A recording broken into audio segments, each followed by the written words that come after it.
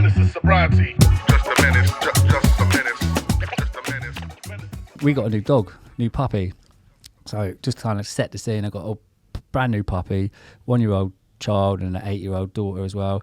And so I had a lot of responsibilities, a lot of things going on. And the Christmas day, I chose not to drink because we had this puppy. So I went out and I maybe had like one beer or whatever. And then so Boxing Day came round and I was like, do you know what? It's Christmas. Yeah, I didn't drink yesterday. Like, I'm going to go out and get on it today. So, like, feeling really entitled, really felt like I'd been deprived from having a good drink up on Christmas and stuff. Yeah. So I went to the football.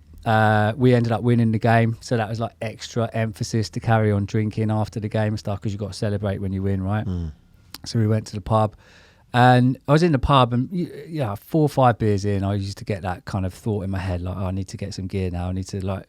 I didn't really like getting drunk. I didn't like the feeling of being drunk a lot of the time. So I'd like use drugs to try and make it better. Yeah, right. Try and extend it so that I was still kind of conscious of what I was doing. I just wasn't completely like blacking out and stuff.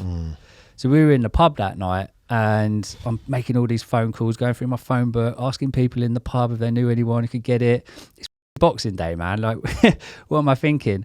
And then my phone started dying.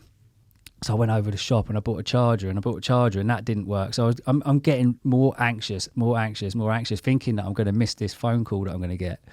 And luckily it didn't happen. Like, I didn't get anything that night. But just before I left, I went home. I had like a horrible shot of some mini Guinness thing. I can't remember what it's called.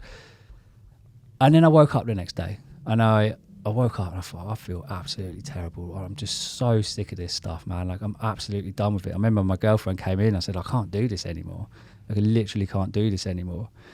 And so that point there, I was like, I'm gonna take a break. I'm gonna do like 1 year no beer. That was kind of like that. I was aware of that program, but also aware of that kind of. I like the idea of it. Yeah. Thinking, well, if I take a break from alcohol, let me see what it's like. Let me just take a break and see what's like. Because really, surely it can't be any worse than it is now, right? Yeah.